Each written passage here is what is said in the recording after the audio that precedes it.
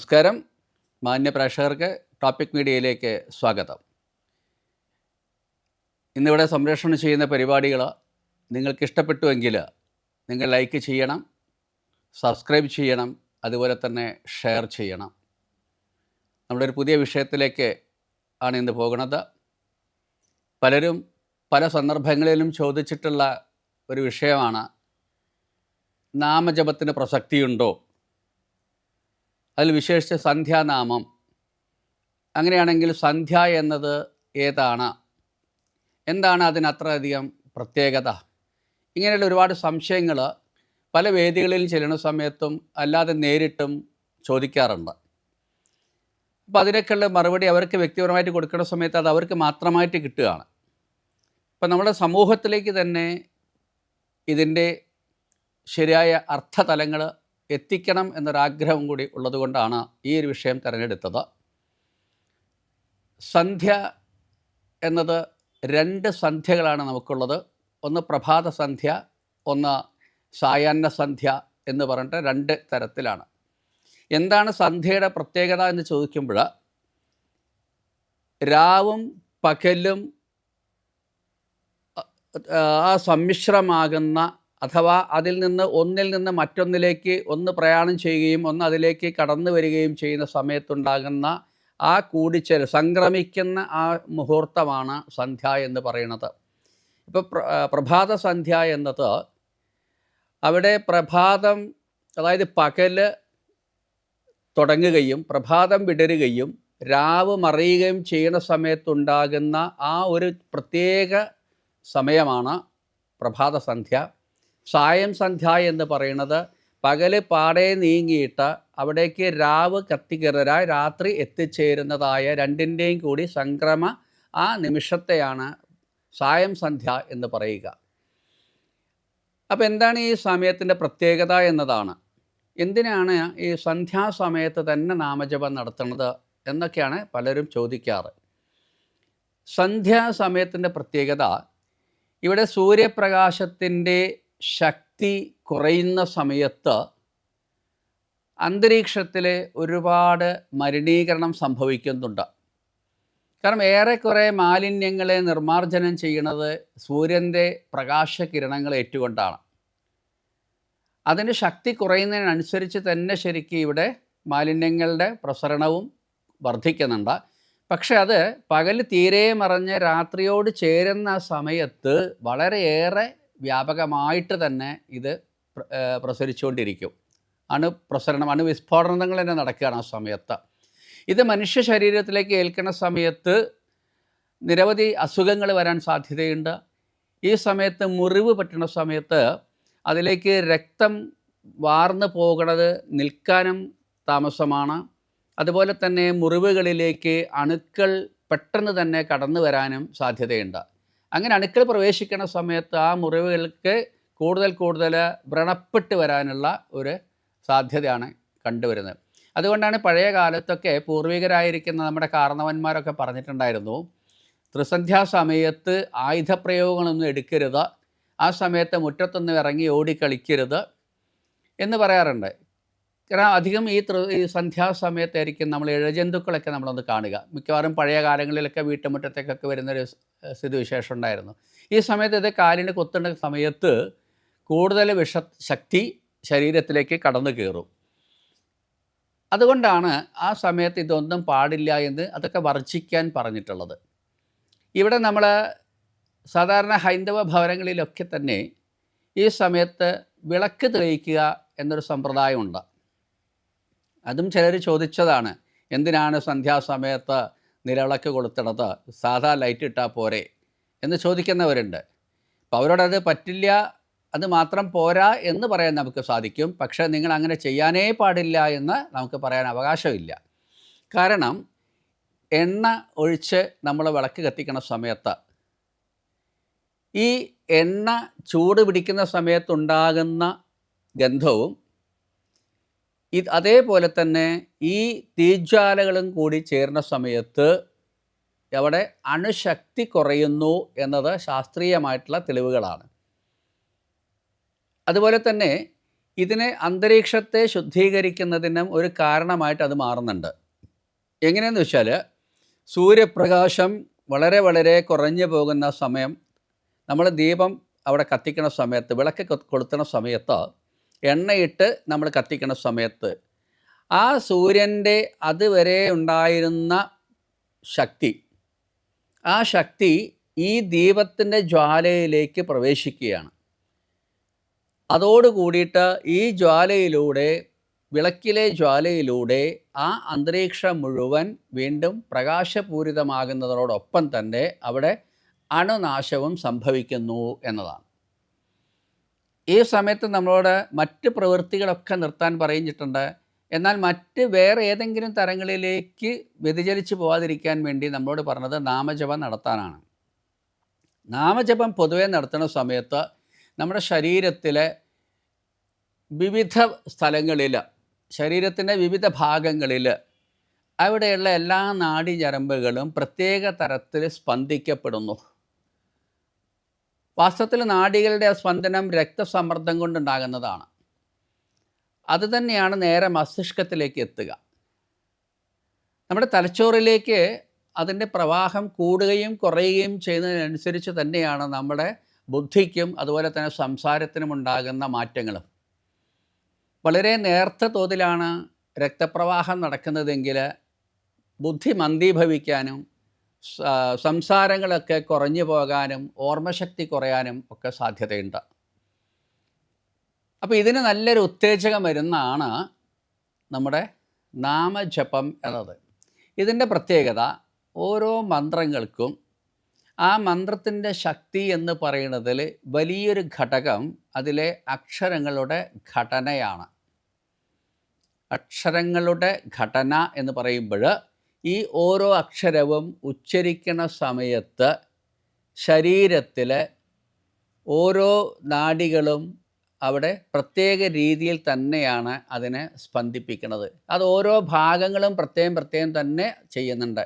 ഓരോ അക്ഷരങ്ങൾ ഉച്ചരിക്കുന്ന സമയത്ത് നമ്മളെ നാവിൻ്റെ ചലനം, തൊണ്ടയുടെ ചലനം, അതുപോലെ തന്നെ ഈ രണ്ട് ഭാഗങ്ങൾ, തലച്ചോറിൽ, താടിയെല്ലിൻ്റെ ഭാഗത്ത്, പല്ലുകൾ, ഇങ്ങനെയുള്ള ഓരോ അവയവങ്ങളിലും അത് പ്രത്യേക രീതിയിൽ തന്നെ ആ ശബ്ദങ്ങൾ അവിടെ ചേരുന്ന സമയത്ത് അതിൻ്റെ സ്പന്ദനം കൊണ്ട് അവിടെ അത് കൂടുതൽ ഊർജത്തോടു കൂടിയിട്ട് ചലനാത്മകമാകുന്നു എന്നതാണ്. അതുകൊണ്ടാണ് നമുക്ക് കൂടുതലും ഈ ബുദ്ധിയും ഓർമ്മശക്തിയും ഒക്കെ ഉണ്ടാവാനുള്ള കാരണം. അതിനനുസരിച്ചിട്ട് നമ്മുടെ ശരീരത്തിൽ ഒരു എന്താ പറയുക, എക്സസൈസ് തന്നെ പറയാം. ആ ഒരു എക്സസൈസ് പോലും നമുക്കതിൽ നടക്കുന്നുണ്ട്. അവിടെ ആധ്യാത്മികമായ ഒരു വ്യായാമ മുറ നമ്മുടെ ശരീരത്തിലേക്ക് നാം അറിയാതെ തന്നെ കടന്നുകൂടുകയാണ്. നമ്മൾ കായികമായിട്ട് ഒരുപാട് പ്രയോഗങ്ങൾ നടത്താറുണ്ട്, വ്യായാമ പ്രയോഗങ്ങളൊക്കെ നടത്താറുണ്ട്. അതും നമുക്ക് ശരീരത്തിലെ എല്ലാ ഭാഗങ്ങൾക്കും ഉത്തേജനം കൊടുക്കുന്നുണ്ടെങ്കിലും മാനസികവും ആന്തരികവുമായിട്ടുള്ള ചില സവിശേഷതകളിലേക്ക് ഈ നാമജപങ്ങൾക്ക് കൂടുതൽ ഇറങ്ങിച്ചെല്ലാൻ സാധിക്കുന്നു. അതവിടെ വർത്തിക്കുന്നു എന്നതാണ്. അക്ഷരങ്ങളുടെ ഘടനയ്ക്കനുസരിച്ചിട്ട് ഇപ്പോൾ നമുക്ക് കൂടുതൽ ആളുകൾ ഉപയോഗിക്കുന്നതാണ് ലളിതാ സഹസ്രനാമം എന്നത്. ആ ലളിതാ സഹസ്രനാമത്തിൽ സംസ്കൃതത്തിലെ ആയാലും ശരി, മലയാളത്തിലെടുത്ത് നോക്കിയാലും ശരി, പൂർണ്ണമായുമുള്ള അക്ഷരങ്ങൾ അതിലെടുത്തിട്ടില്ല. അക്ഷരമാലയിലെ മുഴുവൻ അക്ഷരങ്ങളും അതിനോട് കോർത്തിണക്കിയിട്ടില്ല. സ്വന്തം വീടുകളിലാകട്ടെ ക്ഷേത്രങ്ങളിലാകട്ടെ അവിടെ ഉപയോഗിക്കുന്നത് ലളിതാ സഹസ്രനാമമാണ്.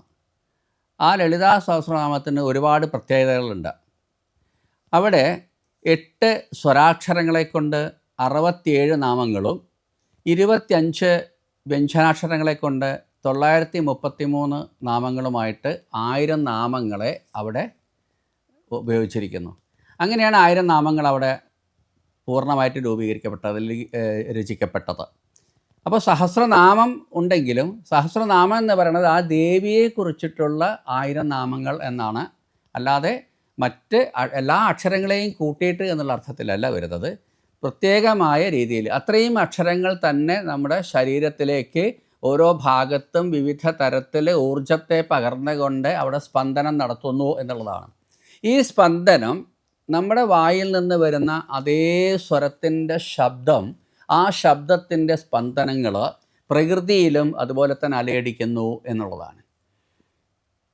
ആ പ്രകൃതിയിലും അതേ തന്നെ തരംഗങ്ങൾ, ശബ്ദ തരംഗങ്ങൾ അതിൽ വ്യാപരിച്ചു കൊണ്ടിരിക്കുന്നത് കൊണ്ടാണ് ക്ഷേത്രങ്ങളിലായാലും നമ്മുടെ വീട്ടിലായാലും അവിടെ ആ ചൈതന്യം അവിടെ പ്രചരിച്ചു കൊണ്ടിരിക്കുന്നതും അവിടെ ഏറ്റവും കൂടുതൽ ഊർജം നിലനിൽക്കുകയും ചെയ്യേണ്ടത്. ആ ഊർജം തന്നെയാണ് നമ്മുടെയൊക്കെ ഐശ്വര്യം എന്ന് പറയുന്നത്, അല്ലാതെ മറ്റൊരു തരത്തിലുമുള്ളതല്ല. ഒരു വീടിൻ്റെ ഐശ്വര്യം എന്ന് പറയുന്ന സമയത്ത് വെറുതെ ഏതെങ്കിലും ഒരു ദേവിയുടെയോ ദേവൻ്റെയോ പേര് വെച്ചിട്ട് ഈ വീടിൻ്റെ ഐശ്വര്യം എന്ന് എഴുതിയത് കൊണ്ട് അവിടെ വീടിന് ഐശ്വര്യം ഉണ്ടാകാൻ പോകുന്നില്ല. അങ്ങനെ ഒരു ബോർഡും വെച്ചിട്ട് തൻ്റെ മനസ്സ് വളരെ വികൃതമായിട്ട് ആണ് അവിടെ പ്രയോഗിക്കുന്നതെങ്കിൽ, തൻ്റെ നാവ് വളരെ വ്യത്യാസപ്പെട്ടിട്ട് അല്ലെങ്കിൽ വളരെ മോശമായ രീതിയിലാണ് അവിടെ പ്രവർത്തിക്കുന്നതെങ്കിൽ ആ വീട്ടിൽ ഐശ്വര്യം എന്ന് പോയിട്ട് ഒരു കാലത്തും ഒരു സമാധാനം പോലും ഉണ്ടാവില്ല. അപ്പോൾ അവിടെ ഐശ്വര്യം എന്ന് പറയുന്നത് ഇത് തന്നെയാണ്. അവിടെ ഏറ്റവും കൂടുതൽ നമ്മുടെ ശരീരത്തിലും ആ പരിസരങ്ങളിലും ഊർജത്തെ കൂടുതലായിട്ട് അവിടെ നമ്മളെ വ്യാപരിപ്പിക്കുക ചെയ്യണത്. അതുകൊണ്ട് അവിടെ ഉണ്ടാകുന്ന വലിയൊരു പ്രത്യേകത, അവിടെ രോഗാണുക്കളുടെ അതായത് അണുപ്രസരണം നല്ലൊരു ശതമാനം വരെ ദൂരീകരിക്കാൻ സാധിക്കുന്നു എന്നതാണ്. കാരണം ശബ്ദതരംഗങ്ങൾ ഉണ്ടാക്കുന്ന ആ വേവ്സ്, അല്ലേ സൗണ്ടിൻ്റെ വേവ്സ് എന്ന് പറയുന്നത് ശബ്ദ തരംഗങ്ങൾ, ആ തരംഗങ്ങൾ പ്രകൃതിയിലും അതുപോലെ തന്നെ വിവിധ ശബ്ദങ്ങളുടെ തരംഗങ്ങളുണ്ട്. അത് ക്ഷേത്രങ്ങളിൽ നിന്നുണ്ടാകാം, അടുത്തുള്ള വീടുകളിൽ നിന്നുള്ളതുണ്ടാകാം. അപ്പോൾ ഇവിടെയെല്ലാം ഈ തരംഗങ്ങൾ തമ്മിൽ അവിടെ സന്നിവേശിപ്പിക്കപ്പെടുകയാണ്. ആ സന്നിവേശിക്കുന്നത് കൊണ്ടാണ് മൊത്തത്തിൽ അവിടെ അങ്ങനെയൊരു ഊർജത്തെ ഉണ്ടാകുന്നത്. ഇപ്പം ക്ഷേത്രങ്ങളിലെ ദീപാരാധനയുടെ വലിയൊരു പ്രത്യേകത അതാണ്. ക്ഷേത്രങ്ങളിൽ ദീപാരാധന സമയത്ത് ഈ ദീപം, ഒരുപാട് ദീപങ്ങൾ തെളിയിക്കുകയും ഒപ്പം തന്നെ മറ്റൊരു കളദീപം എന്നതുകൊണ്ട് ഒരു ആരതി ഒഴിയുകയും ഒക്കെ ചെയ്യുന്നുണ്ട്.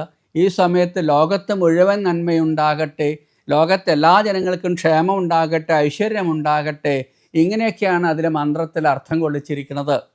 അല്ലാതെ വെറും ഒരു മതപരമായിട്ട് ഒരു ജാതീയമായിട്ടുള്ള യാതൊരു നാമങ്ങളും ആ മന്ത്രങ്ങളിലില്ല. ഒരു മന്ത്രത്തിലും അതില്ല.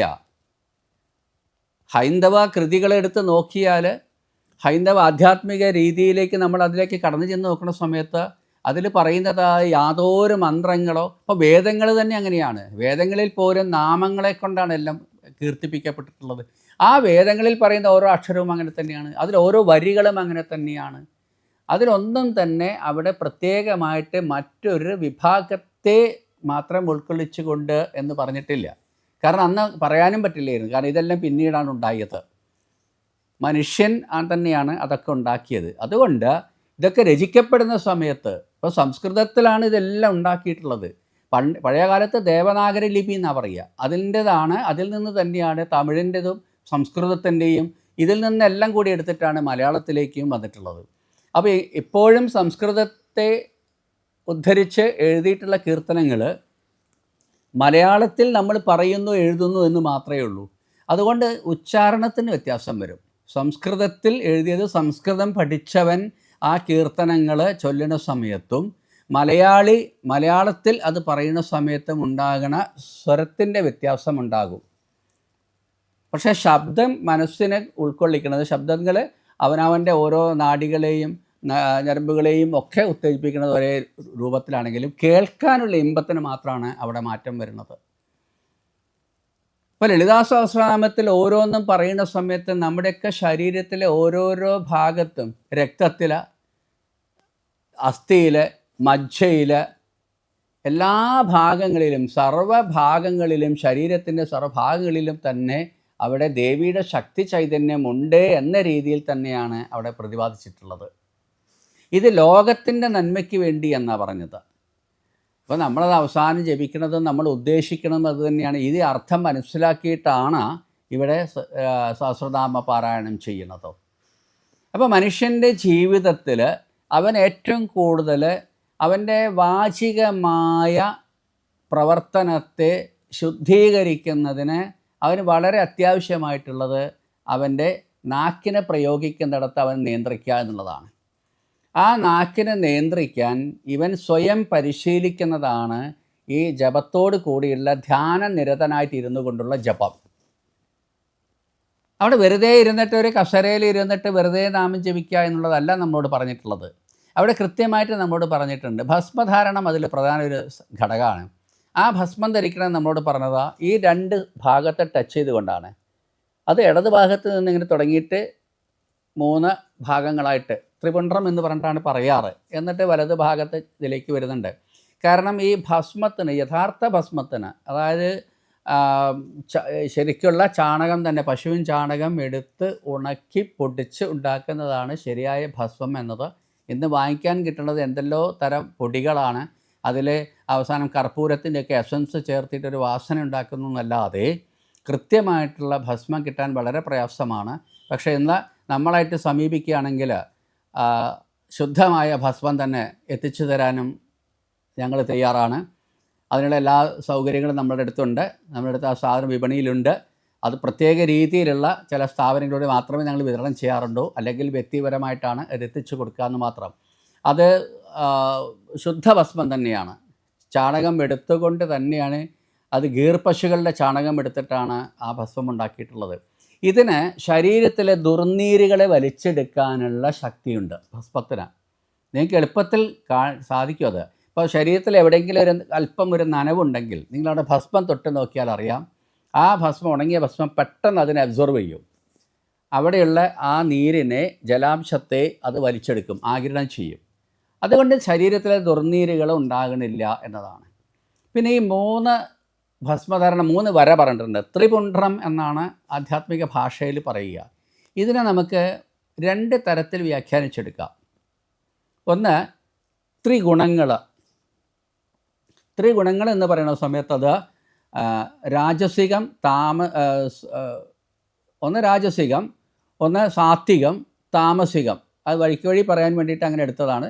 അപ്പോൾ 3 ഭാഗമാണ്. ഒന്ന് രാജസികം എന്ന് പറയുന്നത് രജോ ഗുണം എന്നാണ്. രജോ ഗുണം അവിടെ സൃഷ്ടിയുടെ ഭാഗമാണ്. രജസ്സിൽ നിന്നാണ് രേതസ് ഉണ്ടാകുന്നത്. ആ രേതസ്സിൽ നിന്നാണ് സൃഷ്ടി നടക്കുന്നത്. അതുകൊണ്ട് രജോ ഗുണത്തെ സൃഷ്ടിയായിട്ട് നമ്മൾ കാണുന്നു. സാത്വികം എന്ന് പറയുന്നത് സത്യമായത്. സത്യമായതെന്ന് പറഞ്ഞാൽ നിലനിൽക്കുന്നത്. ആ നിലനിൽപ്പിൻ്റെ ഭാഗമാണ് സത്വഗുണം, സാത്വികം എന്ന് പറയുന്നത്. പിന്നെ സൃഷ്ടിക്കപ്പെട്ട ഏതിനും ഒരു പരിധി കഴിഞ്ഞാൽ അതിന് നാശമുണ്ട്, അതിന് പതനമുണ്ട്. അതിനെയാണ് താമസ ഗുണം എന്ന്, തമോ ഗുണം എന്ന് പറയുന്നത്. തമസ്കരണം. തമോ ഗുണത്തിൻ്റെ പ്രത്യേകത തമസ്കരണം എന്നാണ്. തമസ്കരിക്കുക എന്ന് പറഞ്ഞാൽ അതിനെ ഇല്ലാണ്ടാക്കുക എന്നതാണ്. ഇത് മനുഷ്യനുമുണ്ട്. നമ്മൾ പലതിലും അഹങ്കരിക്കുന്ന മനുഷ്യൻ മറ്റുള്ളവരെ മതപരമായോ ജാതിപരമായോ അല്ലെങ്കിൽ അവൻ്റെ സാമ്പത്തികമോ ബുദ്ധിപരമോ ആയ പല കാര്യങ്ങളിലും, ശരീര സൗന്ദര്യത്തിൽ, നിറത്തിൽ വരെ എന്ന് മറ്റുള്ളവർ പരിഹസിക്കുന്ന സമയത്ത് ഒന്ന് ഓർക്കുക, മനുഷ്യ, നിനക്കും ആയുസ് എത്രയാണെന്ന് പറയാൻ നിവൃത്തിയില്ല. നീ അഹങ്കരിക്കുന്ന ഈ ശരീരത്തെ കണ്ടുകൊണ്ടാണ്, സ്വന്തം ശരീരത്തോടാണ് നിനക്ക് അഹങ്കാരം ഉണ്ടാകുന്നത്. അതേ സമയത്ത് നിന്നിലും അവനിലുമുള്ളത് ഒരേ കാര്യങ്ങൾ തന്നെയാണ്. അത് ഞാൻ ചിന്തിക്കുക, എന്നിലും അവനിലും ഒരേപോലെയാണ് ആന്തരികമായിട്ടുള്ളതെല്ലാം തന്നെ. അതുകൊണ്ട് ഇവിടെ ഒരു വ്യത്യാസവുമില്ലാതെ എല്ലാവരിലും സമന്മാരായിട്ട് കണ്ടുകൊണ്ടതാണ് ഇതെല്ലാം ഉണ്ടാക്കിയിട്ടുള്ളത്. അത് ഈ 3 ഗുണങ്ങളും എല്ലാവർക്കും ബാധകമാണ്. ഇപ്പോൾ അവിടെ ഇതിന് ഏതെങ്കിലും തരത്തിൽ നമ്മൾ വർഗീയമായിട്ട് കാണുകയാണെങ്കിലും ഒന്ന് ചിന്തിച്ച് നോക്കുക, ഈ 3 ഗുണങ്ങളിലും ഏത് മനുഷ്യനിലും ഇല്ലേ? അവൻ ഏത് വിഭാഗം ആകട്ടെ, ഏത് ജാതിയോ ആകട്ടെ, എല്ലാ മനുഷ്യരിലും ഒരുപോലെയാണല്ലേ. അവൻ ജനിക്കപ്പെടുന്നു, അവനിവിടെ കുറേ കാലം ജീവിക്കുന്നു, അവൻ കർമ്മം ചെയ്യുന്നുണ്ട്, അത് കഴിഞ്ഞിട്ട് അവന് എന്താവുന്നുണ്ട്? മരണത്തിന് വിധേയമാകുന്നുണ്ട്. ഇവിടെ മൃത്യുവിന് വിധേയപ്പെട്ടത് കൊണ്ടാണ് നമുക്ക് മർത്യൻ എന്ന പേര് പോലും വന്നത്. അത് നമ്മൾ മറക്കരുത്. മൃത്യുവിന് അടിമപ്പെട്ടവനായതുകൊണ്ടാണ്, വിധേയപ്പെട്ടവനായതുകൊണ്ടാണ് അവിടെ മർത്യൻ എന്ന പേരും കൂടി വന്നിട്ടുള്ളത്. അപ്പോൾ ഈ 3 ഗുണങ്ങളെ ഇത് കാണിക്കുന്നതോടൊപ്പം തന്നെ ത്രികാലങ്ങളെയും കാണിക്കുന്നുണ്ട്. ത്രികാലങ്ങൾ എന്ന് പറയുന്നത് ഏതാ? അത് ഭൂതകാലം, വർത്തമാനകാലം, ഭാവി കാലം എന്നതാണ്. ഇന്നലെ, ഇന്ന്, നാളെ. ഇതാണ് പൂന്താനം ജ്ഞാനപ്പാനയിലും പറഞ്ഞിട്ടുള്ളത്. ഇന്നലെയോളം എന്തെന്നറിഞ്ഞില്ല, ഇനി നാളെയും എന്തെന്നറിഞ്ഞില്ല, ഇന്നി കണ്ട തടിക്കോ വിനാശവും, ഇന്ന നേരമെന്നേതോ അറിഞ്ഞില്ല. ഇത് മനുഷ്യന് തരുന്ന ഏറ്റവും വലിയൊരു ഗുണപാഠമാണ്. ഇന്നലെ എന്തൊക്കെയോ സംഭവിച്ചു പോയിട്ടുണ്ട് അല്ലേ, അതെന്തൊക്കെയോ കഴിഞ്ഞു പോയിട്ടുണ്ട്. ഇനി നമുക്ക് അവിടെ അത് തിരുത്താൻ സാധ്യമല്ല. ഇന്നലെ കഴിഞ്ഞു പോയത് കഴിഞ്ഞു, പറഞ്ഞു പോയത് പറഞ്ഞു, ചെയ്തു പോയത് കഴിഞ്ഞു. പക്ഷേ ഇതൊന്നും നമുക്കിന്ന് തിരുത്താനായിട്ട് സാധ്യമല്ല, തിരിച്ചെടുക്കാനായിട്ടും സാധ്യമല്ല. അതേ സമയത്ത് നാളെ എന്നത് സ്വപ്നം മാത്രമാണ്. അത് നമ്മുടെ ഒരു ആഗ്രഹം മാത്രമാണ്. ഇന്ന് എന്നത് വർത്തമാനം. ഈ വർത്തമാനത്തിൻ്റെ ദൈർഘ്യം വളരെ നിസ്സാരമായിട്ടേ ഉള്ളൂ. കാരണം ഓരോ അണുനിമിഷവും അത് ഭൂതകാലത്തിലേക്ക് മറിഞ്ഞുകൊണ്ടിരിക്കുന്നു. അതുകൊണ്ട് നമ്മളോട് പറഞ്ഞത് യഥാസമയത്ത് യഥാകാലം നമ്മൾ കർമ്മം ചെയ്യണമെന്നാണ്. ഇതിനൊക്കെ ചെയ്യാനുള്ള ഒരു മാനസികവും ശാരീരികവും ബുദ്ധിപരവുമായ ഒരു ഊർജത്തെ അല്ലെങ്കിൽ ഒരു പ്രചോദനം ഉൾക്കൊള്ളിക്കുന്നതാണ് നമ്മുടെ ഈ നാമജപം എന്നത്. അപ്പോൾ ഈ നാമജപത്തിലൂടെ ഇവൻ്റെ മാനസികമായ ഒരു വ്യത്യാസം വരുന്നത് എന്താണെന്ന് വെക്കുമ്പോൾ ഇവനിൽ മറ്റ് തരത്തിലുള്ള ചിന്തകൾ വരാതെ അവൻ ശുദ്ധമായ മനസ്സിൻ്റെ ഉടമയായിട്ട് മാറുന്നു എന്നതാണ്. മനസ്സ് ശുദ്ധമാകുമ്പോഴാണ് അവൻ്റെ വാചികമായിട്ടും അത് ശുദ്ധീകരിക്കപ്പെടുക. കാരണം മനസ്സിൽ അവന് മറ്റുള്ളവരോട് തോന്നുന്ന വികാരം എന്താണോ ആ വികാരമാണ് വാക്കുകളായിട്ട് പുറത്തേക്ക് വരിക. അത് ഉപയോഗിക്കുന്ന സമയത്ത് നമ്മൾ പ്രത്യേകം ശ്രദ്ധിച്ചിട്ടില്ല എങ്കിൽ അപകടം വരുത്താൻ സാധ്യതയുണ്ട് അല്ലേ. മരണം വരെ അതുകൊണ്ട് സംഭവിക്കാൻ ഇടയാക്കും. തനിക്കുമാവാം, മറ്റുള്ളവനും ആകാം. അപ്പോൾ അത് വാചക ശുദ്ധി ഇല്ലാത്തത് കൊണ്ടാണ്. ഈ വാചക ശുദ്ധിക്ക് വേണ്ടിയാണ് ആദ്യം എന്ത് വേണ്ടത്? മാനസിക ശുദ്ധി വരുത്തുക. മാനസിക ശുദ്ധി വരുത്താനുള്ള ഒരു പ്രയോഗമാണ് എല്ലാ വിഭാഗവും ചെയ്യുന്ന ആരാധന എന്നത്. നമ്മളതിൽ കുറേയും കൂടി കൂടുതലായിട്ട് ഇപ്പം മുസ്ലിം സമുദായത്തിൽ 5 നേരത്തെ നിസ്കാരം പറയുന്നുണ്ട്. ആ നിസ്കാരം അവർക്ക് കമ്പൾസറിയാണ്. കാരണം അതുകൊണ്ട് തന്നെ അവർക്കും അതേ രീതിയിൽ മാനസികവും വാചികവുമായിട്ടുള്ള വിശേഷങ്ങൾ ഉണ്ടാവുന്നു എന്നതാണ്. ഇത് തന്നെയാണ് നമ്മളോടും പറഞ്ഞിട്ടുള്ളത്. നമ്മളോട് പ്രത്യേക ഒരു സമയത്ത്, അവിടെ സന്ധ്യാസമയം എന്ന് പറയുമ്പോൾ അതിന് ഒന്നുകൂടി പ്രത്യേകത ഉള്ളതുകൊണ്ട് നമ്മൾ നേരത്തെ വിവരിച്ചു.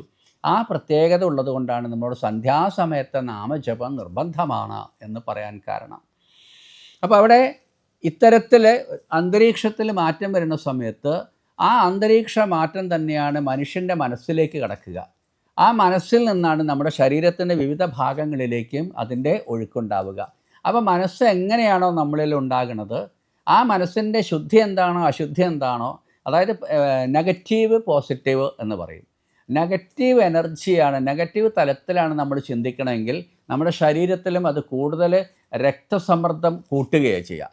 ആ രക്തസമ്മർദ്ദം കൂട്ടുന്ന സമയത്ത് ഇവൻ എന്ത് ചെയ്യണമെന്നറിയാത്തൊരു സ്ഥിതിവിശേഷത്തിലേക്ക് വരും.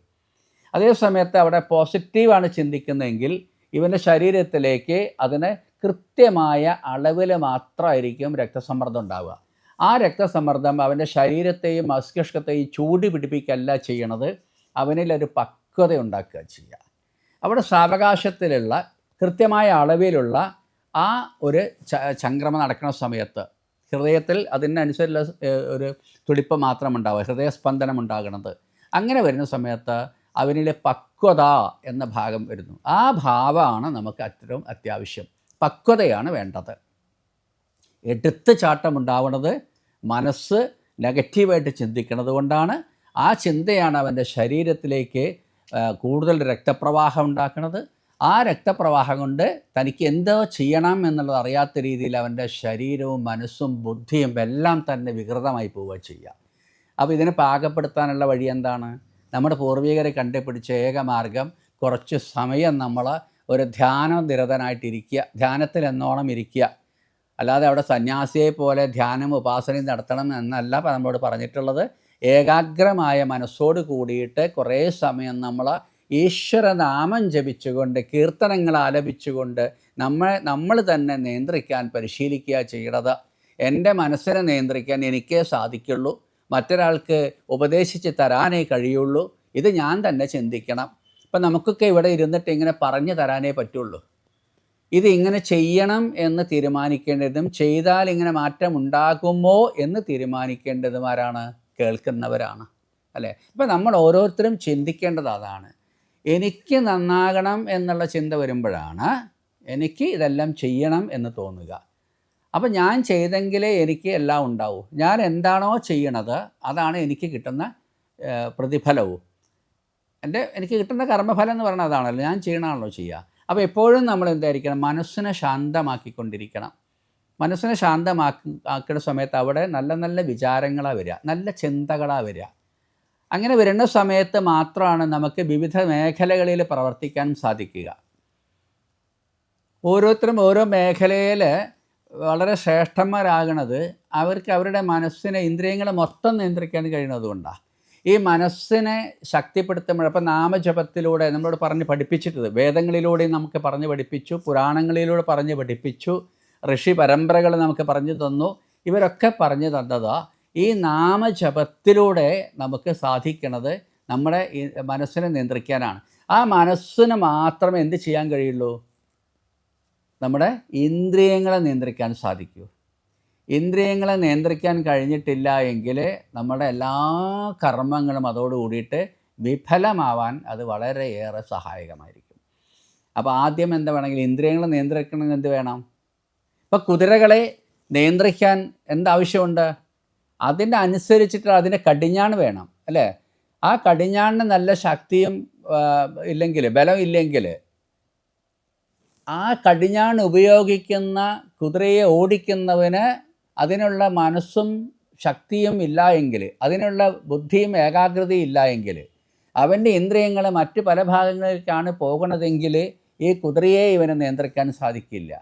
അതേപോലെ തന്നെ നമ്മുടെ ഇന്ദ്രിയങ്ങളാകുന്ന കുതിരകളെ മനസ്സാകുന്ന ആ കടിഞ്ഞാൺ കൊണ്ട് പിടിച്ചു നിർത്താൻ നിങ്ങളുടെ ശരീരമാകുന്ന സവാരിക്കാരന് സാധിക്കണം.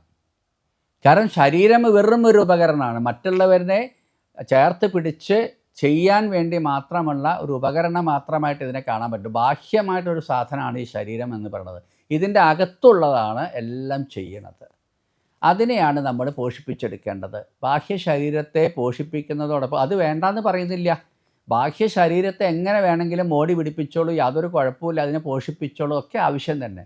പക്ഷെ അതിനോടൊപ്പം തന്നെ നമ്മുടെ സൂക്ഷ്മ ശരീരത്തെ കൂടി പോഷിപ്പിച്ചെടുക്കണം. പക്ഷെ ഒരു ഗുണം എന്താണെന്ന് വെച്ചാൽ, ഇതിന് വേണ്ടി നമുക്ക് ഒരു ഉറുപ്പിക പോലും ചിലവില്ല എന്നുള്ളതാണ്. ശരീരത്തെ നമ്മൾ പോഷിപ്പിച്ചെടുക്കാൻ, മോടി പിടിപ്പിക്കാൻ, അലങ്കരിച്ച് കൊണ്ട് നടക്കാൻ ഒക്കെ നമുക്ക് ഒരുപാട് പണത്തിൻ്റെ ചിലവ് വേണം, ഒരുപാട് സമയം നമുക്ക് ദുർവ്യയം ചെയ്യണം. പക്ഷേ നമ്മുടെ ആന്തരികമായ തത്വവികാസം എടുക്കുന്നതിന് വേണ്ടി നമ്മുടെ മനസ്സിനെ നമുക്ക് പോഷിപ്പിച്ചെടുക്കാൻ, നമ്മളിലെ സൂക്ഷ്മ ശരീരത്തെ പോഷിപ്പിക്കുവാൻ നമുക്ക് ഒന്നും ചിലവില്ല.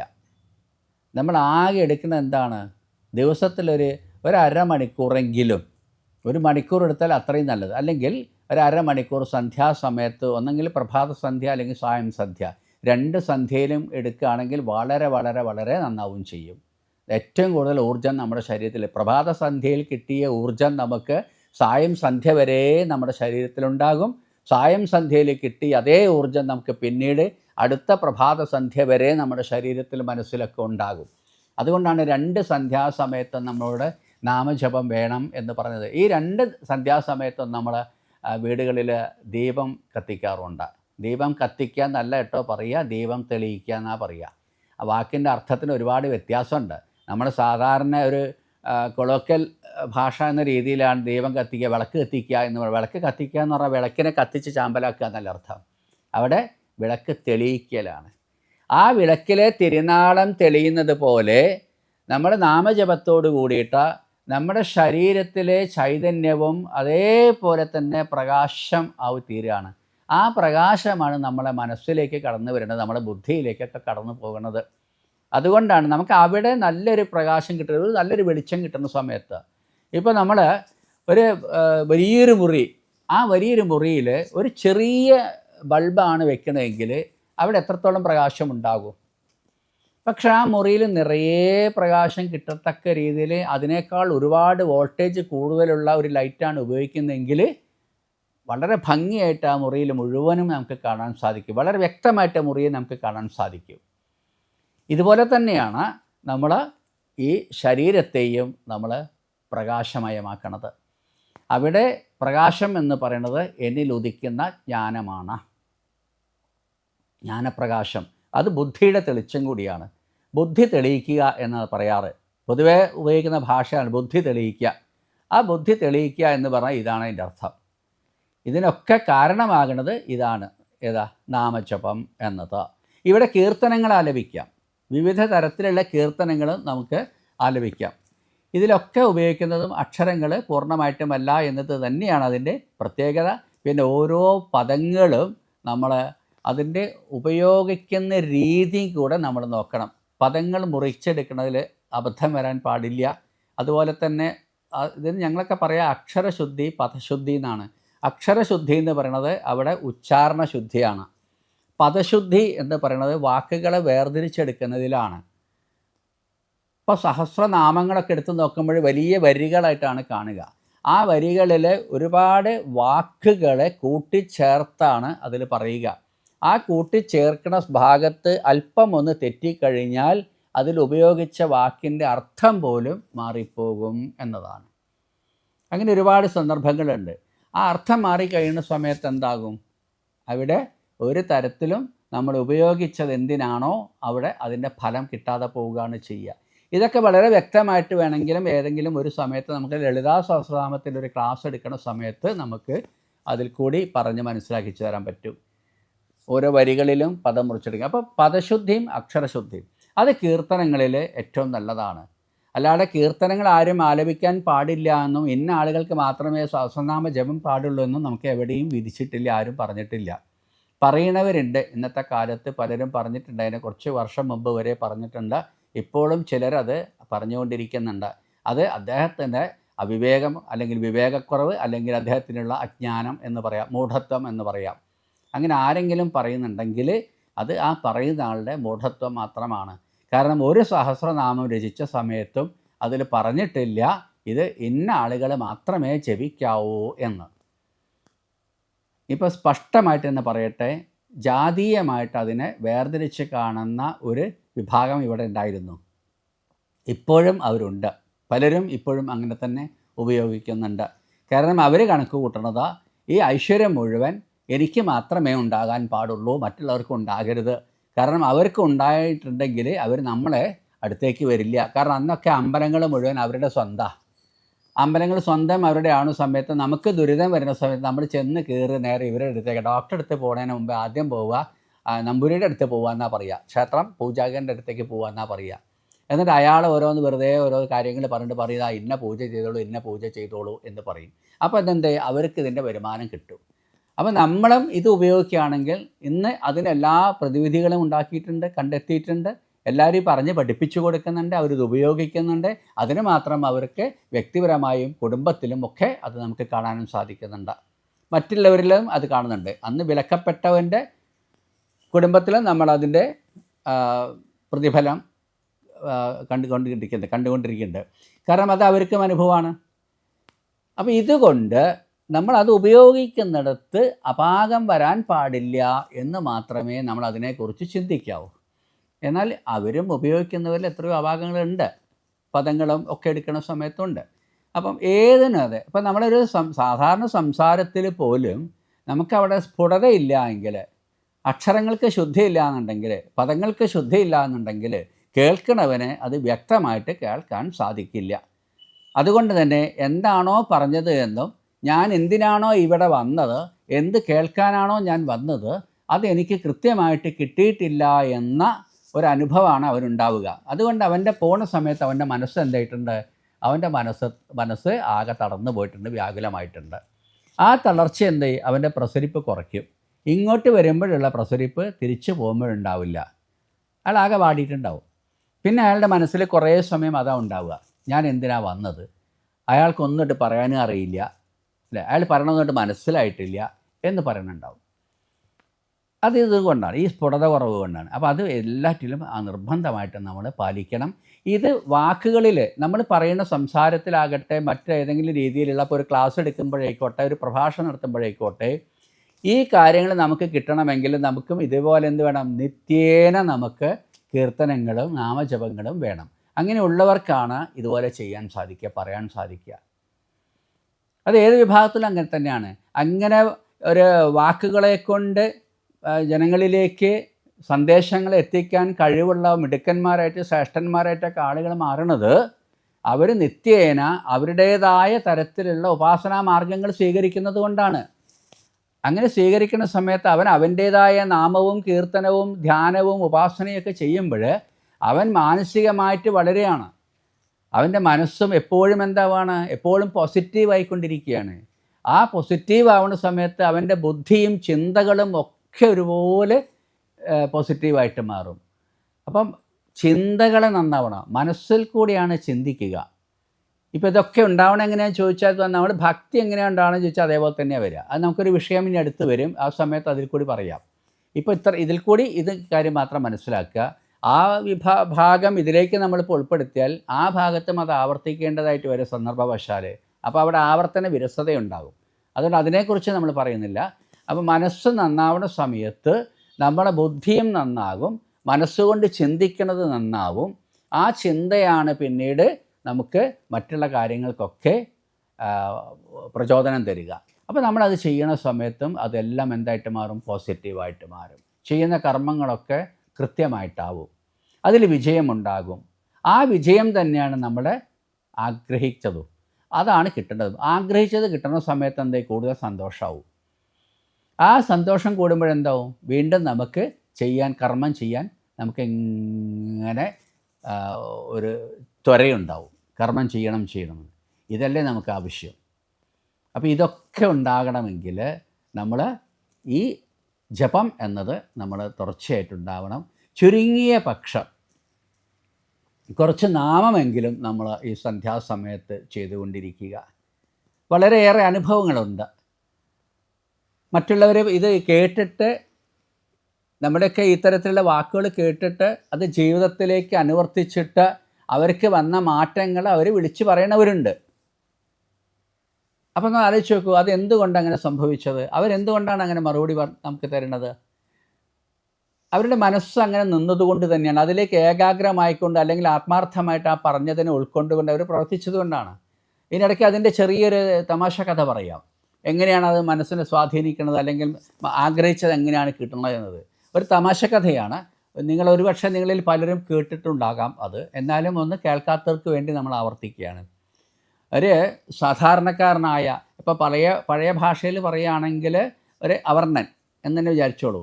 ഈ ഒരു അവർണൻ ഒരു സവർണൻ്റെ, അന്നത്തെ ഭാഷയാണ് പറയണത്, നടന്ന കാലം അതാണ്. അതുകൊണ്ട് ആ സവർണൻ്റെ വീട്ടിലെ വേലക്കാരനാണ്. പറമ്പിലൊക്കെ പണിയെടുക്കുന്ന, പറമ്പിൽ പണിയൊക്കെ എടുക്കുന്ന ഒരു സാധാരണ മനുഷ്യൻ. അപ്പോൾ ഇദ്ദേഹം ഇയാളുടെ ഭവനത്തിലേക്ക് വരുന്ന സമയത്ത് കേൾക്കുന്നത് കാണുന്നതൊക്കെ അവിടുത്തെ ഈ സവർണൻ, ഇനിയിപ്പോൾ ശരിക്കും പറയാം ബ്രാഹ്മണൻ, ആ ബ്രാഹ്മണൻ അവിടെ ഇരുന്നിട്ട് ചമ്രം പടിഞ്ഞിരുന്ന് കൈയൊക്കെ ചെന്മുദ്രയിൽ പിടിച്ച് കാലിൻ്റെ മുട്ടിലേക്ക് ഈ കൈയിൻ്റെ ഈ മണിബന്ധം എന്ന് പറഞ്ഞ സംഭവം അവിടെ പരമാവധി അവിടെ എത്തിപ്പിടിച്ച് ഇദ്ദേഹം നന്നായിട്ട് നിവർന്നിരുന്നിട്ട് ഉപാസനയിലിരിക്കുന്ന, ധ്യാനത്തിലിരിക്കുന്നതാണ് കാണുന്നത്. അങ്ങനെ ഇരുന്നിട്ട് ഇദ്ദേഹം കുറേ നാമജപമൊക്കെ നടത്തുന്നുണ്ട്, കീർത്തനം ചെയ്യുന്നുണ്ട്, മന്ത്രം ചൊല്ലുന്നുണ്ട്, ഒക്കെ ഉണ്ട്. അപ്പോൾ ഇത് കണ്ട് ഒരിക്കൽ അദ്ദേഹം ചോദിച്ചു ഈ ബ്രാഹ്മണനോട്, ഞാൻ അങ്ങേ ദിവസവും ഇങ്ങനെയാണ് കാണുന്നത്, അപ്പോൾ എന്താണ് അങ്ങ് ഉദ്ദേശിക്കുന്നത്, അങ്ങ് എന്താണ് മനസ്സിൽ കൂടി പറയുന്നത്, ആരെയാണ് അങ്ങ് മനസ്സിൽ കാണുന്നതെന്ന് ചോദിക്കുകയാണ്. കാരണം അദ്ദേഹത്തിൻ്റെ ബുദ്ധി പോയത് നോക്കണം. അത് ഇവിടെ ഇങ്ങനെ വരുന്നത് കണ്ട് അയാൾക്ക് മനസ്സിനൊരു മാറ്റം വന്നപ്പോഴാണ് ഇതെന്തോ കാണാൻ വേണ്ടിയാണ് എന്ന് തോന്നിയത്. അപ്പോൾ പറഞ്ഞു, ഞാൻ പരബ്രഹ്മത്തെയാണ് പ്രാർത്ഥിക്കണത്, പരബ്രഹ്മത്തെ ഉപാസിക്കുകയാണെന്ന് പറഞ്ഞു. അപ്പോൾ ചോദിച്ചു അദ്ദേഹം, മറ്റേയാൾ, എന്താണ് തമ്പുരാനെ ഈ പരബ്രഹ്മം എന്നത് എന്താണെന്ന് ഈ സവർണനോട് ചോദിക്കുകയാണ്. അവർണൻ, എന്താണ് പരബ്രഹ്മം, എങ്ങനെയാണ് പരബ്രഹ്മം എന്ന് ചോദിച്ച സമയത്ത് പറഞ്ഞു, പരബ്രഹ്മം പോത്ത് പോലെയാണ്. കാരണം ആ ബ്രാഹ്മണൻ വിചാരിച്ചത് നല്ലത് പറഞ്ഞു കൊടുത്താൽ അവനിലേക്ക് ഒരു പക്ഷേ അത് വന്നാൽ അവൻ ഐശ്വര്യമുണ്ടാകും, അവൻ ഐശ്വര്യമുണ്ടായാൽ അവൻ എൻ്റെ പണിയെടുക്കാൻ വരില്ല എന്ന് അദ്ദേഹം ധരിച്ചു. അതേ സമയത്ത് അദ്ദേഹം വീട്ടിൽ പോയിട്ട് ഇവിടുത്തെ പണിയെല്ലാം കഴിഞ്ഞ് വീട്ടിൽ പോയി ഇരുന്നിട്ട് സ്വസ്ഥമായിട്ട് സന്ധ്യാസമയത്ത് അദ്ദേഹം ഇങ്ങനെ പരബ്രഹ്മം പോത്തുപോലെ എന്ന് മനസ്സിൽ ധ്യാനിച്ചുകൊണ്ട് ഈ ബ്രാഹ്മണൻ ഇരുന്ന പോലെ ഇരുന്ന് ജപിക്കാൻ തുടങ്ങി. അങ്ങനെ കുറച്ച് ദിവസം കഴിഞ്ഞപ്പോൾ ഇദ്ദേഹത്തിൻ്റെ മുന്നിൽ ഒരു പോത്തിൻ്റെ രൂപം പ്രത്യക്ഷപ്പെട്ടു എന്നാണ്. അദ്ദേഹത്തിന് ഒരുപാട് സന്തോഷമായി. ആ സന്തോഷം അറിയിക്കാൻ അദ്ദേഹം നേരെ ഓടിക്കതച്ച് ഈ ബ്രാഹ്മണൻ്റെ ഇല്ലത്തെത്തിയിട്ട് അദ്ദേഹം വിളിച്ചിട്ട് പറഞ്ഞു, തമ്പ്രാനെ, ഞാനിതാ പരബ്രഹ്മത്തെ കണ്ടിട്ടുണ്ട്. എങ്ങനെയാണ് നീ കണ്ടു? അങ്ങ് പറഞ്ഞ പോലെ തന്നെ ഞാൻ പോത്തിനെ ധ്യാനിച്ചു. അപ്പോൾ എനിക്ക് പരബ്രഹ്മം പോത്തിൻ്റെ രൂപത്തിൽ എൻ്റെ മുന്നിൽ പ്രത്യക്ഷപ്പെട്ടു. എന്നോട് ചോദിച്ചു എന്താ വേണ്ടതെന്ന്. ഞാൻ വേറെ ഒന്നും വേണ്ട എന്ന് മാത്രമേ പറഞ്ഞിട്ടുള്ളൂ. എനിക്ക് വേറെ ഒന്നും വേണ്ട. അപ്പോൾ എന്ന് വെച്ചാൽ എനിക്ക് പരബ്രഹ്മത്തെ കാണുകയായിരുന്നു ഉദ്ദേശം എന്ന്. അദ്ദേഹത്തിന് അത്രയേ ആവശ്യമുള്ളൂ. അപ്പം നോക്കൂ, അതിൽ അയാൾ അത്ഭുതപ്പെട്ടു പോവുക ചെയ്തത് ബ്രാഹ്മണൻ. കാരണം അയാൾക്ക് ഇന്ന് വരെ അയാൾ ഏത് രൂപത്തിൽ പരബ്രഹ്മത്തെ ധ്യാനിച്ചുവോ അയാൾക്ക് കാണാൻ സാധിച്ചിട്ടില്ല, അയാളുടെ മുമ്പിൽ പ്രത്യക്ഷപ്പെട്ടിട്ടില്ല. പക്ഷേ അതൊന്നുമില്ലാതെ പരിഹസിച്ച് ഐശ്വര്യമുണ്ടാകരുത് എന്ന് വിചാരിച്ച് പരിഹസിച്ച് പറഞ്ഞയച്ച ആ അവർണന് അത് സാധിച്ചു. ഇവിടെ സവർണൻ, അവർണൻ, ബ്രാഹ്മണൻ എന്നൊക്കെ എടുത്ത് പറയുന്ന സമയത്ത് തെറ്റിദ്ധരിക്കരുത്. ആ കാലഘട്ടത്തെ സൂചിപ്പിച്ച് ആണ് ഞാൻ പറഞ്ഞിട്ടുള്ളത്, അല്ലാതെ ഇപ്പോഴല്ല. ഇപ്പം നമുക്കങ്ങനെ യാതൊന്നും പറയാൻ പാടില്ല, എല്ലാവരും സമന്മാരാണ്. അതുകൊണ്ട് പക്ഷേ ഇതിനെ ആ രീതിയിൽ ആരും തെറ്റിദ്ധരിക്കരുത്. നമ്മുടെ ആദ്യമേ പറഞ്ഞു, പഴയ കാലഘട്ടത്തിൽ നടന്നതായതുകൊണ്ട് അന്നത്തെ പ്രയോഗമാണ് അതിൽ നടത്തുന്നത് എന്ന് പറഞ്ഞിട്ടുണ്ടായിരുന്നു. അപ്പോൾ ഈ രീതിയിൽ മനസ്സ് എന്തിലേക്കാണോ കേന്ദ്രീകരിക്കാൻ സാധിക്കുക അതാണ് നമ്മുടെ അവിടെ ഉറച്ചു നിൽക്കുക. ആ ഉറച്ചു നിന്നതിനെ പിന്നെ മാറാതിരിക്കണമെങ്കിൽ ആ മനസ്സിനെ നമ്മൾ കൺട്രോൾ ചെയ്യണം. ആ കൺട്രോൾ ചെയ്യാൻ വേണ്ടിയാണ് നമ്മളോട് പറഞ്ഞത് ഇങ്ങനെ ഇരിക്കാൻ പറഞ്ഞത്. ചിന്മുദ്ര എന്ന് പറയും, ഇതിന് ജ്ഞാനമുദ്ര എന്ന് പറയും. ഇത് മുദ്രാ ചികിത്സയിലും പ്രത്യേകമായിട്ട് പറയുന്നുണ്ട് കേട്ടോ. ഇത് ഈ രണ്ട് വിരലും ചേരുന്ന സമയത്ത് ഈ രണ്ടിലെയും ഞരമ്പുകൾ തമ്മിൽ ഇവിടെ പിടിച്ച് നമുക്ക് നല്ലോണം അമർത്തും പറയാം. രക്തസമ്മർദ്ദം ഇങ്ങനെ വരുന്നത് നമുക്ക് അറിയാൻ സാധിക്കും, അതിന് ഏറ്റക്കുറിച്ചിലൊക്കെ അറിയാൻ സാധിക്കും.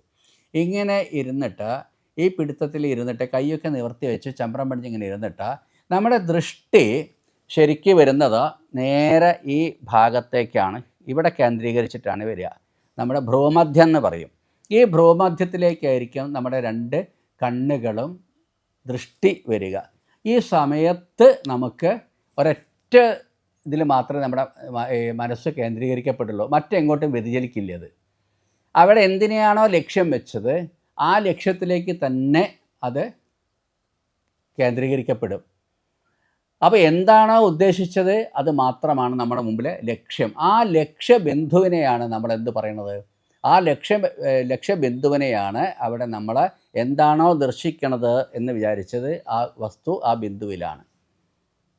അത് മനസ്സിന് ധ്യാനിച്ചുകൊണ്ട് വിചാരിച്ചുകൊണ്ട് നമ്മൾ അതിന് വേണ്ടിയുള്ള കാര്യങ്ങൾ നീക്കുമ്പോൾ അത് പൂർണ്ണ വിജയത്തിലെത്തുന്നു. അപ്പോൾ ഇവിടെ നമ്മൾ പരബ്രഹ്മത്തെ എന്ന ഈശ്വരൻ നിങ്ങൾക്ക് ഏത് രൂപത്തിൽ വേണമെങ്കിലും കാണാം. ഇനി ഒന്നുകൂടി വ്യക്തമാക്കാം ഈ സമയത്ത്, വളരെ അത്യാവശ്യമായതുകൊണ്ട്. കാരണം നമുക്ക് ഈ ഹൈന്ദവ വിഭാഗത്തിന് എല്ലാവരും പറയാറ് ഹൈന്ദവർക്ക് ഒരുപാട് ദൈവങ്ങളുണ്ട്, അതുകൊണ്ടാണ് നിങ്ങളിൽ ഐക്യമില്ലാത്തത് എന്നാണ്. പക്ഷേ ഇത് വിവരമില്ലാത്ത കുറേ ആളുകൾ അത് ശരിയാണെന്ന് ധരിച്ചവരുമുണ്ട്. വാസ്തവത്തിൽ അങ്ങനെയല്ല. നമുക്ക് വിവിധ ദൈവങ്ങളൊന്നുമില്ല. നമുക്കുമുള്ളത് രണ്ട് വിശേഷ ശക്തികളാണ്. ഒന്ന് നമ്മുടെ പരബ്രഹ്മം എന്ന് പറയുന്നത്, അതിനെയാണ് നമ്മൾ വിഷ്ണു എന്ന് പറയുക. വിഷ്ണു എന്ന വാക്കിന് തന്നെ അർത്ഥം ഈ പ്രപഞ്ചം മുഴുവൻ വ്യാപരിച്ച് നിൽക്കുന്നത് എന്നാണ്. പ്രപഞ്ചം മുഴുവൻ വ്യാപരിച്ച് നിൽക്കുന്നത്, എല്ലായിടത്തും വ്യാപിച്ച് നിൽക്കുന്നത്. സർവം എന്നാ പറയുക, സർവ്വസ്ഥലത്തും സർവ്വതിലും അങ്ങനെയുണ്ട്. സർവ്വസ്ഥലത്തെന്ന് മാത്രമല്ല സർവ്വതിലും നിറഞ്ഞു നിൽക്കുന്ന ഒരു ശക്തിയാണ് അത്. അതുകൊണ്ടാണ് അതിന് വിഷ്ണു എന്ന് പറയുന്നത്, അതിൻ്റെ അർത്ഥമാണത്. പിന്നെ ഒന്നുള്ളത് നമ്മളെ ഉത്തേജിപ്പിക്കാനും നമ്മളിലെ ആത്മശക്തി, ആത്മചൈതന്യം, നമ്മുടെ ജീവൻ എന്നത്, ആ ശക്തി വിശേഷത്തെ നമ്മുടെ ആധ്യാത്മിക ഭാഷയിൽ പറയുന്നത് കുണ്ഡലിനി എന്നാണ്. ഇത് നിൽക്കുന്നത് നമ്മുടെ സുഷുപ്ന നാഡിയുടെ കീഴ് അറ്റത്തായിട്ട്. അതിന് യഥാർത്ഥത്തിൽ ഒരുപാട് സ്ഥാനങ്ങൾ പറയുന്നുണ്ട്. ഗുദലിംഗ മധ്യത്തിൽ എന്നാ പറയുക. നമുക്കവിടെ ശാരീരികമായിട്ട് 6 ചക്രങ്ങളൊക്കെ ഉണ്ട്, അതൊക്കെ പിന്നീട് ഒരിക്കൽ നമുക്ക് വിവരിക്കാം. ആ സ്ഥാനത്താണ് ഉള്ളത്. അവിടെ അതിനെ പാമ്പിൻ്റെ ആകൃതിയിലാണത് 3.5 ചുറ്റായിട്ട് നിൽക്കുന്നത്. ഇതിനെയാണ് നമ്മൾ ശക്തി വിശേഷം എന്ന് പറയുന്നത്. ഈ ശക്തി അവിടെ ഒന്നുമില്ലാത്ത അവസ്ഥയിൽ തളർന്നാണ് കിടക്കണമെങ്കിൽ നമുക്ക് തീരെ ശരീരത്തിന് ബലമില്ലാണ്ട് വരും, ബലക്ഷയം വരും. ആ ബലക്ഷയം തന്നെയാണ് നമ്മുടെ ശരീരത്തിന് തളർച്ചയ്ക്കും എന്താ പറയുക തടസ്സമായി നിൽക്കുന്നത്. ശരീരത്തിൻ്റെ തളർച്ച എന്ന് പറയുന്നത് അതാണ്. ആ തളർച്ച ഉണ്ടാകുന്ന സമയത്ത് ശരീരത്തിൻ്റെ ഉത്തേജനത്തിന് തടസ്സമാകുമ്പോൾ തളർച്ച ഉണ്ടാകും. ആ തളർച്ച ഉണ്ടാകുന്നത് ഈ ശക്തിവിശേഷത്തിന് സുഷുമ്നയിലൂടെ മേൽപോട്ട് കടന്നു ചെല്ലാൻ കഴിയാതെ വരുമ്പോഴാണ്. അതുകൊണ്ട് ഇതിനെ ഉത്തേജിപ്പിച്ചെടുക്കുമ്പോൾ ആ ഒരു സംഭവത്തെ, അഥവാ നമ്മുടെ ജീവൻ എന്ന ശക്തിവിശേഷത്തെ, ജീവൻ എന്ന് പറയുന്നത് ഇവിടുത്തെയാണ് ജീവൻ ഉണ്ടാവുക, പക്ഷേ ഈ ഊർജത്തെ, ഇതിന് ഊർജം എന്നാണ് സയൻസിൽ പറയുക. ഫിസിക്സ് പഠിക്കുന്നവർക്ക് വേഗം മനസ്സിലാവും. ഈ ഊർജമില്ലെങ്കിൽ നമുക്കും ഒന്നും പ്രവർത്തിക്കാൻ സാധിക്കില്ല. ഒരു മോട്ടോർ പ്രവർത്തിക്കുന്നത് പോലെ കേവലം നമ്മുടെയൊക്കെ വീട്ടിലെ ഒരു ഫോണ് ലൈറ്റ് പ്രയോഗിക്കുന്ന സമയത്ത് ആ സാധനം അവിടെ ഉണ്ടായതുകൊണ്ട് അത് കത്തില്ല. ആ കത്തണമെങ്കിൽ അതിനെന്ത് വേണം? അതിലേക്ക് കറണ്ട് എന്ന ഒരു ശക്തി അതിലേക്ക് വരണം, ഒരു ഊർജം അതിലേക്ക് വരണം. അതുപോലെ തന്നെയാണ് മനുഷ്യൻ ശരീരത്തിനും. അപ്പോൾ ഈ ഊർജത്തെയും നമ്മൾ എന്ത് ചെയ്തു? ശക്തി എന്ന പേരിൽ നമ്മൾ അതിനെ ആരാധിച്ചു. അതാണ് ദേവി എന്ന ഭാഗം. ശക്തിയെ ദേവി എന്ന ഭാവത്തിലും ഈ പരംപുരുഷൻ എന്ന അർത്ഥത്തിൽ പരബ്രഹ്മത്തെയും, അതായത് ഇവിടെ എല്ലാം നിറഞ്ഞു നിൽക്കുന്ന ആ ഒരു ചൈതന്യത്തെ, നമ്മുടെയൊക്കെ ശരീരത്തിലുള്ള ആ ചൈതന്യത്തെ, ഈ പ്രപഞ്ചത്തെ സൃഷ്ടിക്കാനും പ്രപഞ്ചത്തിലുള്ളതിനെ സൃഷ്ടിക്കാനും കാരണക്കാരനായ ആ ശക്തി വിശേഷം ഏതാണോ അതിനെയാണ് നമ്മൾ ചൈതന്യമെന്നും ഈശ്വരനെന്നും നമ്മൾ പേരിട്ട് വിളിക്കുന്നത്. ഇത് രണ്ടും മാത്രമേ നമുക്കുമുള്ളൂ. അപ്പോൾ എന്തുകൊണ്ട് വിവിധ പേരുകളിൽ നമ്മൾ അമ്പലങ്ങൾ ഉണ്ടാക്കുന്നു, നമ്മൾ അവരെ ആരാധിക്കുന്നു എന്ന് ചോദിച്ചാൽ, ഒരു മനുഷ്യനിൽ ഏതൊക്കെ തരത്തിലുള്ള ഭാവങ്ങളുണ്ടോ അവൻ്റെ ജീവിതത്തിന് ആവശ്യമായതും അതുപോലെ തന്നെ അവനിൽ ഉണ്ടാകുന്ന വൈകാരികമായ ചിന്തകൾക്കും അതൊക്കെ എന്തൊക്കെയാണോ അതിനെ എല്ലാം തന്നെ നമ്മൾ ഒരു ഈശ്വരീയ ഭാവത്തിൽ കാണാൻ വേണ്ടി സനാതനധർമ്മം നമ്മളെ പഠിപ്പിച്ചത് കൊണ്ട് നമ്മുടെ പൂർവികമായിട്ട് തന്നെ ആ രീതിയിലെല്ലാം നമ്മൾ അതിനെ കാണുവാനും ആരാധിക്കുവാനും നമ്മൾ തുടങ്ങി. എന്ന് വെച്ചാൽ എൻ്റെ ശരീരത്തിലുള്ള എൻ്റെ സ്വഭാവ വൈശിഷ്ട്യങ്ങളെ, വികാര വിചാരങ്ങളെ മുഴുവൻ, എൻ്റെ ജീവനെ പോലും, ഈ പ്രപഞ്ചത്തിൽ എനിക്ക് ആവശ്യമായത് സൃഷ്ടിച്ചു തന്നിട്ടുള്ള ഈ ചൈതന്യത്തെ പോലും ഞാൻ ഈശ്വരഭാവത്തോടെ കാണുന്നു എന്നതാണ്. ഇനി അതിൻ്റെ വിശദീകരണം നമുക്ക് വേറൊരു വിഷയം എടുക്കുന്ന സമയത്ത് അതിൽ കൂടി പറയാം. ഇപ്പം ഇതിനോടനുബന്ധിച്ചിട്ട് മാത്രം ഇത്രയും കാര്യങ്ങൾ പറഞ്ഞതാണ്. അപ്പോൾ ഇവിടെ നാമജപം കൊണ്ട് നമുക്കുണ്ടാവുന്ന ഗുണങ്ങളും നാമജപത്തിന് നമുക്ക് പ്രചോദനം തരുന്നത് എന്ത് വിശേഷം കൊണ്ടാണോ എന്നതും അത് രണ്ടും കൂട്ടിച്ചേർത്തിട്ടാണ് ഇവിടെ നമ്മളിപ്പോൾ പറഞ്ഞിട്ടുള്ളത്. അതുകൊണ്ട് നാമജപം നമ്മുടെ മനസ്സിനെ നിയന്ത്രിക്കുന്ന ഒരു ഘടകമായതുകൊണ്ട് തീർച്ചയായും നമ്മൾ നാമജപം നിത്യേന നടത്തിയിരിക്കണം. അവിടെ തന്നെ കീർത്തന ചൊല്ലുക, പാരായണം ചെയ്യുക, ഇതൊക്കെ നമ്മൾ ഈ സമയത്ത് ചെയ്യേണ്ടതാണ്. കഴിയുമെങ്കിൽ പ്രഭാത സന്ധ്യയിലും സായം സന്ധ്യയിലും ചെയ്യുക.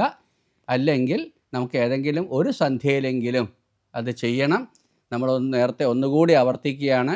പ്രഭാതത്തിൽ ഒരു പകൽ തീരുന്ന സമയത്തും രാത്രി ഉദിക്കുന്ന സമയത്തും രാത്രി അവസാനിക്കുകയും മറ്റൊരു പ്രഭാതം കടന്നു വരികയും ചെയ്യുന്ന ആ ഒരു സംക്രമ മുഹൂർത്തമാണ് സന്ധ്യ എന്ന് പറയുന്നത്.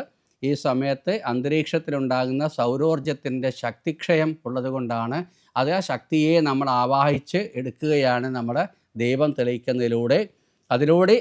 അതോട് കൂടിയിട്ട് നമ്മൾ നാമജപം നടത്തുമ്പോൾ ആ ദീപം തെളിയുന്ന പോലെ നമ്മുടെ ബുദ്ധിയും മനസ്സും ഒക്കെ തെളിഞ്ഞു വരുന്നു എന്നത് പ്രത്യേകമായിട്ട് മനസ്സിലാക്കിയിട്ട് ഈ ഒരു സമ്പ്രദായത്തെ നമ്മുടെ ആജീവനാന്തം തുടർന്ന് പോവുക.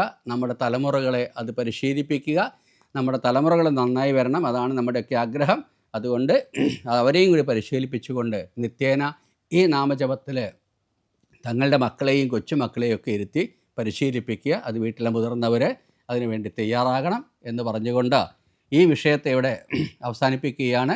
ഒരിക്കൽ കൂടി ഓർപ്പിക്കുന്നു, ഈ വിഷയം നിങ്ങൾ കേട്ട് കഴിഞ്ഞിട്ട് നിങ്ങൾക്കത് ഇഷ്ടപ്പെട്ടുവെങ്കിൽ നിങ്ങൾ ലൈക്ക് ചെയ്യുക, സബ്സ്ക്രൈബ് ചെയ്യുക, അതുപോലെ തന്നെ ഷെയർ ചെയ്യുക. എല്ലാവർക്കും ഇനി കാണും വരെ വിടാം.